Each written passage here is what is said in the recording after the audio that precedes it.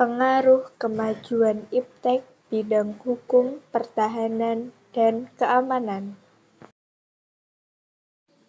Nama anggota: absen 28, Muhammad Julfam Yuda Suludani.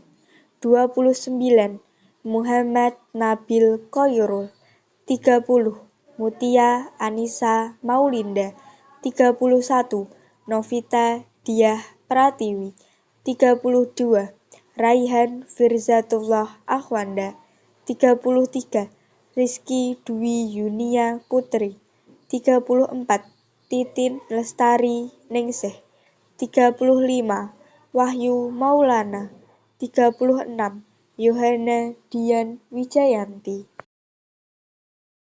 Teknologi informasi merupakan perpaduan dari teknologi telekomunikasi dan komputer. Dengan perkembangan kedua teknologi tersebut memungkinkan orang dapat berinteraksi dari satu tempat ke tempat lain, tidak perlu melihat batasan wilayah atau negara.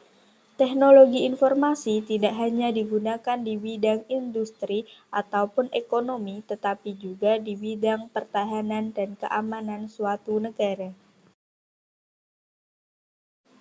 Fungsi pertahanan dan keamanan negara merupakan fungsi hakiki dari sebuah negara yang berdaulat, sehingga menjadi hak dan kewajiban seluruh warga negara, dan bukan semata-mata tanggung jawab Departemen Pertahanan dan TNI saja.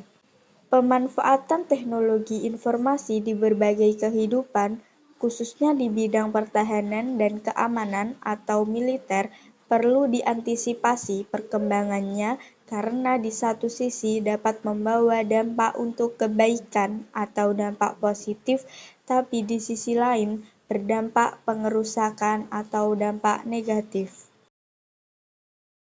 Dampak positif antara lain: 1. Menguatnya supremasi hukum, demokratisasi, dan tuntutan terhadap dilaksanakannya hak asasi manusia. 2. Menguatnya regulasi hukum dan pembuatan peraturan perundang-undangan yang memihak dan bermanfaat untuk kepentingan rakyat banyak. 3. Menguatnya tuntutan terhadap tugas-tugas penegak hukum seperti polisi, jaksa, dan hakim yang lebih profesional, transparan, dan dapat dipertanggungjawabkan. 4. Menguatnya supremasi sipil dengan mendudukkan tentara dan polisi sebatas penjaga keamanan, kedaulatan, dan ketertiban negara. 5. Peningkatan akurasi keandalan teknologi persenjataan dengan rekayasa hardware dan software. 6. Teknologi informasi dapat mempercepat penyampaian informasi sehingga dapat mempercepat pengambilan keputusan. 7. Pemerolehan personil militer yang mumpuni, yaitu dengan rekrutmen berbasis teknologi informasi. 8. Penggunaan program kecerdasan buatan untuk mensimulasikan formasi dan kekuatan musuh memungkinkan serangan menjadi efektif dengan tingkat keberhasilan yang cukup tinggi. 9.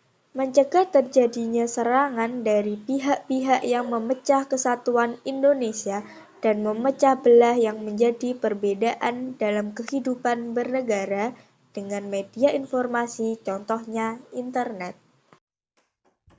Dampak negatif antara lain: 1. Menimbulkan tindakan anarkis dari masyarakat yang dapat mengganggu stabilitas nasional, ketahanan nasional, bahkan persatuan dan kesatuan bangsa.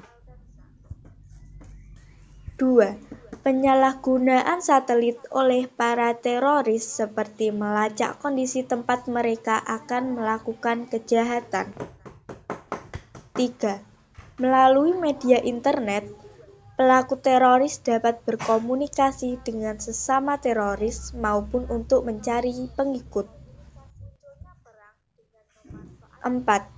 Munculnya perang dengan memanfaatkan perkembangan teknologi informasi dan komunikasi.